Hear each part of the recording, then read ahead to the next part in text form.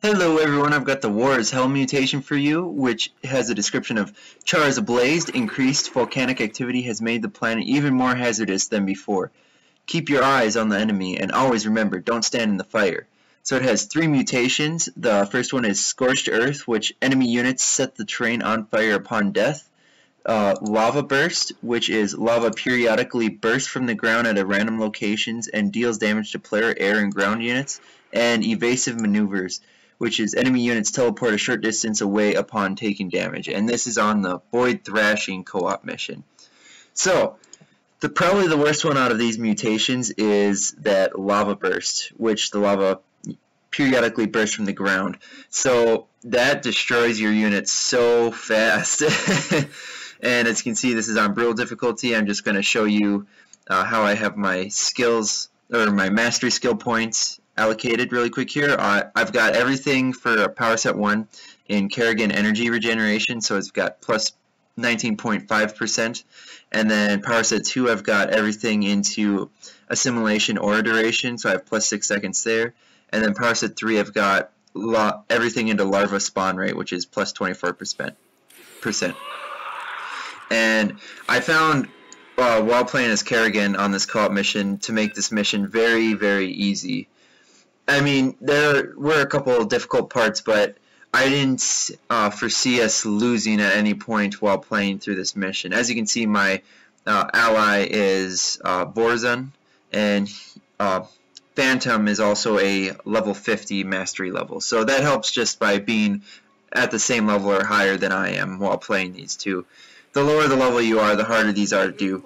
But I'm just going to, get a basic startup again. I'm going to make sure to create a bunch of drones and then get my supply line filled up and then get the gas filled.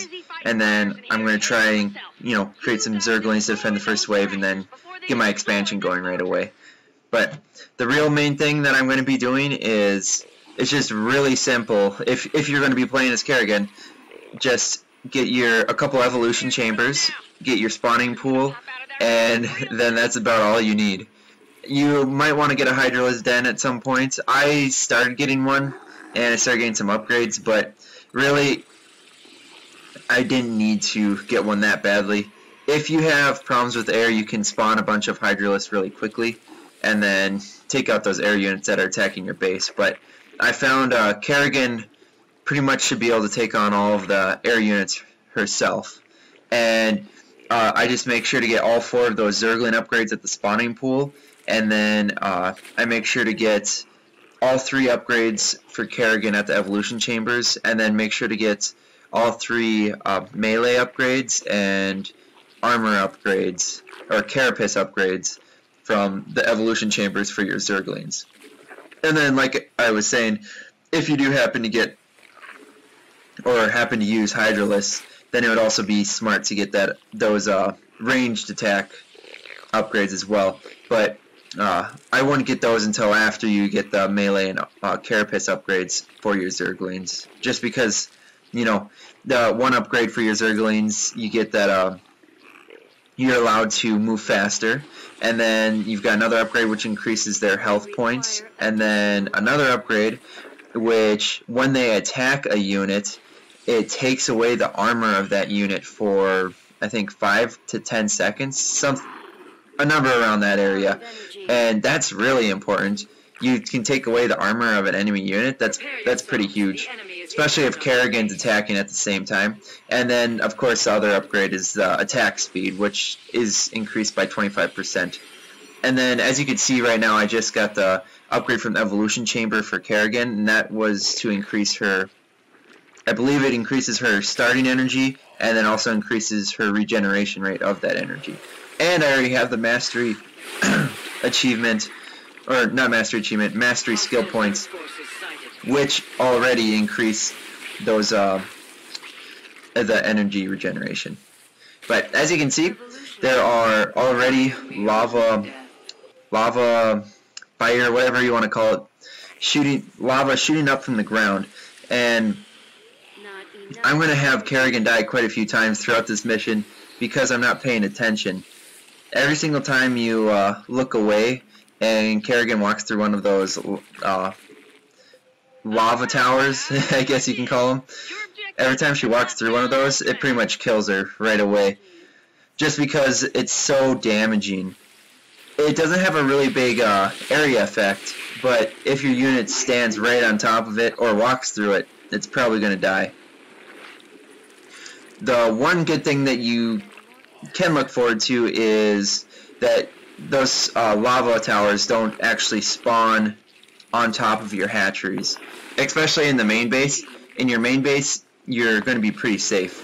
And at your expansions, as long as you build right around where you're going to place your hatchery, you should be fairly safe as well. Okay, as you can see, I just used my aura simulation. That would be a really smart, right here would be a really smart area to be the first time using your aura simulation. And then make sure to use your leaping strike attacks, and then that I can't remember what the other one's called where you dash across all of the units, but maybe it's dashing strike, just a guess. But make sure to use that attack where you can slide across all those units and do area damage to all of them at the same time while that assimilation aura is up. That way you can get the most resources out of them as possible. And you're going to want to make sure to use that assimilation aura as much as you can, just because the more you can use it and resources you can get out of it, the faster you're going to be able to get these upgrades for Kerrigan and your Zerglings. As you can see, I have 3 upgrades sitting in my evolution chamber at one time. That's not very effective use of that evolution chamber of getting your upgrades, so you want to at least have 2, and even 3 if you really want to speed it up. Get 2 to 3 evolution chambers, and then you'll be able to pump out those upgrades pretty well.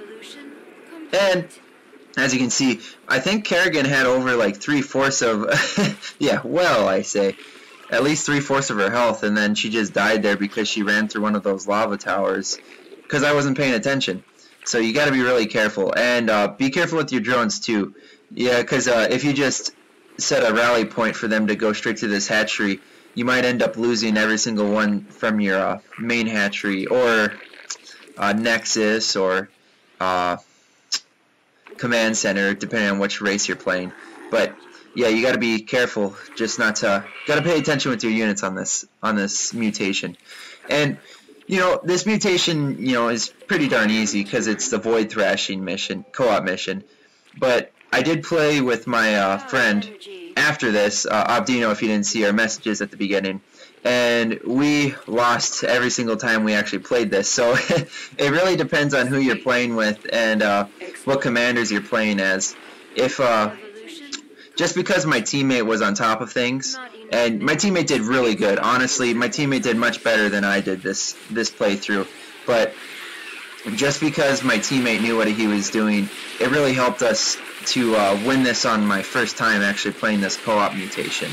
So you gotta have a good teammates. You can't, I mean, you can carry missions, but it's a lot harder to do, especially one of these weekly mutations by yourself. And you gotta make sure to use teamwork, because when I was playing with my friend Abdino, I was not carrying the team by myself. It was just the fact that we weren't working together very well, whereas my teammate and I on this playthrough are working together quite well. Wherever I go with Kerrigan, he's pretty much following me with these Dark Templars, and he's got my back this whole way through. Whereas when I was playing with my friend Abdino, I would pretty much attack something, and then that would be it, and then he would attack something, and that'd be it. We weren't in the same place at the same time, and it really caused problems for being effective at taking down those Void Thrashers. And then not only that, defending our base, we didn't really have a good process down for defending our base. We pretty much just kind of threw units back after we killed a Void Thrasher, and wasn't in time, so waves of enemies would come and destroy our expansions, and then eventually our main base got in trouble, and then we'd lose. So yeah, gotta be careful and use a lot of teamwork when playing these co-op mutations. As you can see for this playthrough though, we did have a little bit of a wave come attack our main base there, but it wasn't much of a problem, just because there are those flyers for the Zerg units that you can just they pretty much just fly into a flying unit and then they destroy themselves, kind of like Banelings, and they don't do a whole lot of damage to ground units because they can't attack ground units. So yeah, that wasn't very damaging to us on that wave. But so far we're looking pretty good on this co-op mutation, and right now I'm trying to move out. I just want to destroy as much as I can right away, and I've got both of my supply lines completely maxed out at both of my hatcheries, and I'm just trying to do as much damage now as I can. Oh yeah, I'm trying to attack, do as much damage as I can, and since I've got all of these the supply lines full for both of my hatcheries, I'm trying to pump out as many Zerglings as possible. It's just go have both of my queens hotkeyed, so the queen at my main hatchery is hotkey 3 and the queen at my expansion is hotkey 4, and I'm just gonna double tap each of those hotkeys and then spawn larvae at both of my expansions. And then once those larvae are spawned, then I make as many Zerglings as I can, and I just have them rally to Kerrigan, so they can just come in there and help me as soon as they spawn. Unfortunately, I wasn't paying attention again, so here's another kind of mistake I made.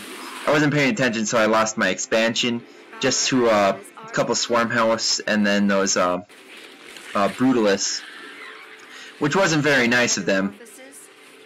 Or actually, I don't think those guys are, well, actually they might be Brutalists. I'm pretty sure those units are Brutalists. Jeez, I'm so unprepared this video. Sorry, guys. But, yeah, as you can see, my teammate came over with some of those Dark Templar. He helped me clear that up. And then, I started putting down a Hydralisk Den because I thought I might need something extra. Something a little bit tougher just to defend from those oncoming waves. But, and I also wanted to be prepared to destroy that bonus objective that's going to come up in a second here. And I thought my Hydralisk would be helpful. But I don't think I really end up making any of them. I just kind of go down here, and I'm pretty sure I go down here with Kerrigan, and I end up losing Kerrigan here because I wasn't paying. Oh no, I don't lose Kerrigan to this Archangel, but I do let the Archangel get away. And if I would have waited with some Hydralisk, I probably would have gotten that Archangel with my teammates. But it didn't happen that way, so we're just going to go to the other side and then try to get the Archangel again. And we're going to miss it again, I think. And I don't think I've ever actually had the Archangel fly from one side to the other before. I thought I've always had the Archangel fly to the other side, and then that was about it. But this Archangel did happen to get away from me twice, or get away from us twice. As you can see, there is a big wave coming for our base, and this time Kerrigan was in the right place at the right time, and I happened to use Assimilation Aura right when that wave attacked, and as you can see, I have a ton of surplus minerals and gas now. I've got 1,200 minerals and 2,000 gas, so we're sitting pretty darn good. And pretty much all that's left are these enemy flyer units, and I'm trying to do Leaping Strike to keep up with these units and then kill them as soon as I can before they get to my allies' base. And as you can see, Kerrigan had full health there, and I ran into one of those lava towers, and she died just instantly. So that was a bummer. I thought I was completely prepared for that wave, and then I ran into a lava tower, and then that was it. So you can lose your units that quick if you're not paying attention. Especially be careful if you got a lot of big expensive units, like for example if you're playing as a race which can build Thors, or a lot of siege tanks. Yeah, gotta be careful of that. Siege up your tanks, and then all of a sudden a bunch of lava towers spawn where your siege tanks are and they can't move out of the way. Then you're going to be in a lot of trouble. Okay, trying to dodge some of those, dodge that lava spewing out of the ground, and then keep Kerrigan alive this time. Now we're going to try and, as you can see, I just got the last Carapace upgrade, but yeah, now we're going to try and take out the last 4 Void Thrashers. And I'm just going to spam as many Zerglings as I can. So, like I was saying, I mean, you can get those Hydralisks. I got the Hydralisk Den, but I don't use the Hydralisks, and I don't have to. Even my teammate, he just used all Dark Templar, which are just all ground attacking units, and I just didn't have any problems beating this mission. Now that's only if you're playing against Zerg, which we ended up playing against. And I mean, you can definitely run into you know, some Terran or Protoss, and they could switch it up and have a bunch of air units. But I found every time I played this, I just did not have problems with a lot of with the need of having those anti-air units. It's just there weren't a ton of Mutalisks or a ton of any type of unit that would attack the ground. So I found myself getting away with not having any anti-air besides Kerrigan, and it worked out just fine. So this is my advice to you guys. I would just try to focus on getting those Zerglings and just buffing Kerrigan. And pay attention to Kerrigan. Pay a lot of attention to Kerrigan and make sure that she doesn't run into those lava towers and die. So, as you can see, now we are getting to this last two Void Thrashers here. My teammate and I, we've got a pretty good combo down here. He uses Time Stop, and then I use that, oh shoot, I can't remember what Kerrigan's final ability is, but whatever the ability is that allows you to, you know, stop all the enemies in place, aside from hybrids. You can slow them down by 50%, I think it is. But yeah, Kerrigan's got some pretty darn strong abilities, and with my teammate Phantom playing as Vorzum, we were able to pretty effectively take this co-op mission down. So as you can see, we're going to get, I think, around 235,000 experience this time. I'll level up 2 times, or 239,000 experience, and I've got that bounty number 20 achievement awarded. So this worked out pretty darn well, and as you can see, stats here, I definitely got, if we pause this really quick here, I definitely got a little bit carried by my teammate. If you can see, he gathered about 5,000 more resources than me, and let's see here. Well, I don't know if I got carried by him necessarily. I think it was about even, but yeah, that was about even. He did create more units than me, but I don't know that he necessarily actually did more damage to those Void Thrashers than I did. And I'm pretty sure we got the bonus objective on that too, just because my teammate was on top of that. I wasn't very on top of that. But it worked out pretty well, and I suggest that you guys use Kerrigan. Doesn't really matter what your teammate's playing as long as they're high enough mastery level, you shouldn't have any problems. Like I said, I got this mastery, this weekly mutation finished on my first try. So thanks for watching, guys. If you have any suggestions, or if there's any problems with, you know, the audio or my voice or the things I'm talking about, please let me know in the comments. I really love it when you guys post stuff in the comments. Just anything helps. Thanks for watching, guys, and I'll see you in the next video. I should probably say this. My next video will probably be another campaign mission. So see you guys then.